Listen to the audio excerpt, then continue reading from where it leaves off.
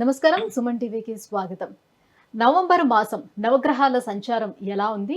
ఏ రాశుల వారికి ఏ గ్రహాలు అనుకూలంగా ఉన్నాయి? ఎటువంటి ఫలితాలను ఇస్తున్నాయి? ఈ విషయాలను తెలియజేసేందుకు మనతో పాటు ఉన్నారు ప్రముఖ జ్యోతిష్య శాస్త్ర వాస్తు వేదిక నిపుణురాలు, దేవి ఉపాసకురాలు అయినటువంటి శ్రీమతి జయప్రద గారు మనతో పాటు ఉన్నారు. అమ్మ నమస్కారం. నమస్తే అమ్మ. శ్రీమాత్రే నమః. అమ్మ, ద్వాదశ రాశుల గురించి తెలుసుకునే ముందు మొదటగా అసలు ఏ రాశుల్లో ఏ గ్రహాలు ఉన్నాయి, ఎటువంటి ఫలితాన్ని అందిస్తున్నాయో తెలియజేయండి. సో ద్వాదశ రాశి ఫలాల్లో ఈ మాసం కాస్త అందరికీ అనుకూలంగా ఉంది అన్నట్టు అనుకోవాలి తప్ప కాస్త ప్రతికూలంగా కనిపిస్తాయి అన్ని రాశులకి.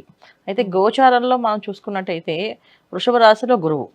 సో గురువు వృషభ రాశిలో ఉన్న వక్రించి ఉన్నాడు ఆయన, అంటే వక్రగతితో మళ్ళీ తిరుగుమంగా ఉన్నాడు ఆయన. అందువల్ల వృషభ రాశిలో గురువు, కర్కాటక రాశిలో కుజుడు, కన్యా రాశిలో కేతువు, తులారాశిలో రవి. రవి అక్కడ తులారాశిలో ఉండడం ఏంటంటే కొంచెం బలహీనంగా అని చెప్తాను, అంటే నీచ స్థితి అని చెప్తారు. కాకపోతే ఏంటంటే దాన్ని నీచ స్థితి అనకుండా బలహీన అని చెప్పి చెప్తున్నాం.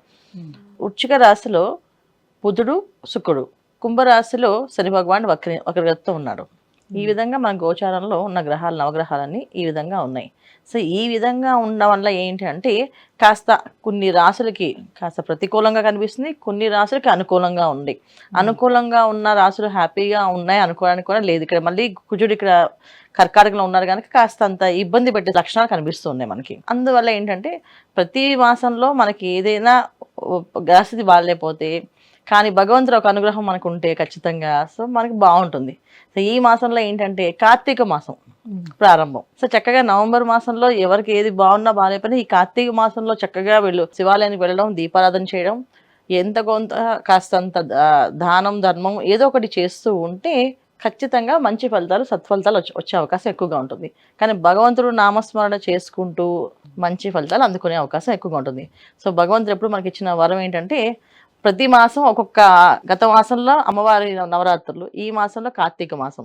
చక్కగా ఈ కార్తీక మాసాన్ని వినియోగించుకొని ఎవరికి బాగాలేదో వాళ్ళు చక్కగా దైవారాధన చేసుకుంటూ, దైవనామస్మరణ చేసుకుంటూ వెళ్తే అన్ని అనుకూలంగా మారుతాయి. అమ్మ, వృశ్చిక రాశి వారికి ఈ నవంబర్ మాసం ఎలా ఉండబోతుంది? భాగ్యస్థానంలోనే కుజుడు వచ్చి చేరాడు. సో మరి ఎటువంటి ఫలితాలని ఇస్తున్నాడు? వ్యయస్థానంలో వచ్చేసి రవి ఉన్నారు. సో ఎటువంటి పరిస్థితులను వీళ్ళు ఎదుర్కోవాల్సిన అవసరం ఉంటుంది? తప్పకుండా అన్న.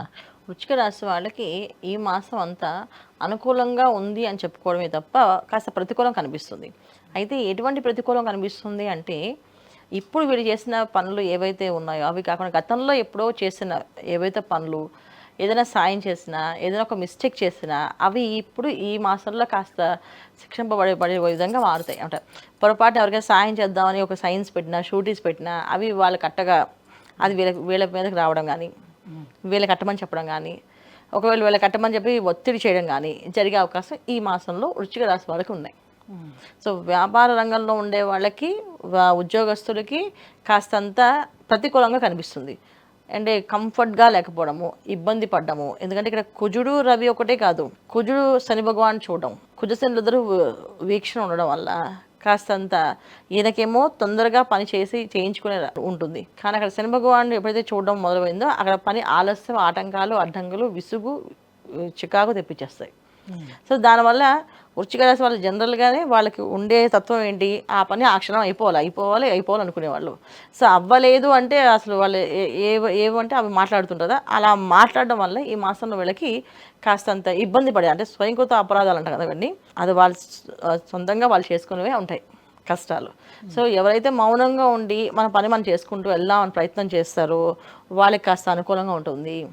కాస్త గట్టిగా మాట్లాడి పని ఎలాగైతే సాధించుకోవాలనుకునే వాళ్ళు ఉన్నారో, అంటే వ్యతిరేకమైన స్వభావాలు, వ్యతిరేకమైన ఫలితాలు వస్తున్నాయి. ఏ రంగాల్లో ఉన్న వాళ్ళకైనా సరే ఇది వర్తిస్తుంది వృశ్చిక రాశి వాళ్ళకి. మొత్తం విద్యార్థులకైనా అర్ధాష్టమ శని ఉందని చాలా మంది భయపడతా ఉన్నారు వృశ్చిక రాశి వారు. అర్ధాష్టమ శని ఉంది. ఎటువంటి సపోర్ట్ ఇస్తున్నాడు వీళ్ళకి? గురువు కంటే కూడా అర్ధాష్టమ శని ప్లస్ 9th హౌస్ ఉన్న కుజుడు, అంటే తండ్రి తరఫు సంబంధించిన విషయాల్లో కానీ, పూర్వం ఎప్పుడో చేసిన పనుల వల్ల కానీ ఈ మాసంలో వీళ్ళు శిక్షింపబడతారు. అది గురువు అక్కడ వక్రించి ఉండడం వల్ల ఏంటంటే కాస్తంత ప్రతికూలంగా కనిపిస్తుంది.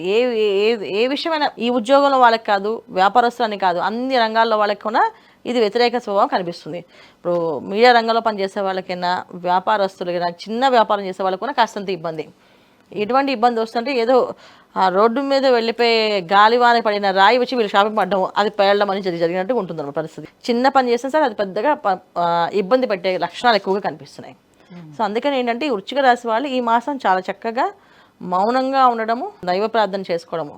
అదే వృశ్చిక రాశి వాళ్ళు జనరల్గా నామస్మరణ చేయడము, దైవారాధన చేయడం అనేది తక్కువగా ఉంటుంది.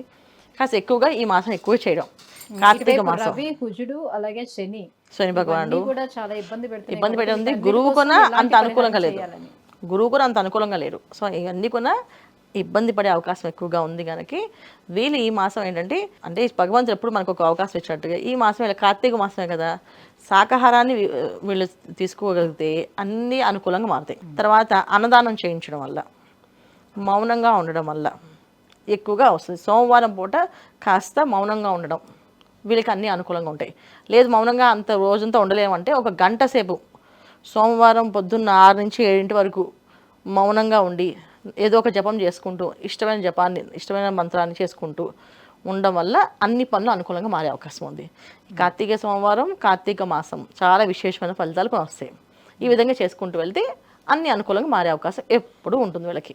అమ్మ, వృశ్చిక రాశి వారు నవగ్రహాల అనుకూలత కోసం ఎటువంటి పరిహారాన్ని పాటించాలనే విషయం తెలియజేసినందుకు ధన్యవాదాలు. నమస్తే అమ్మ. శ్రీమాత్రే నమః.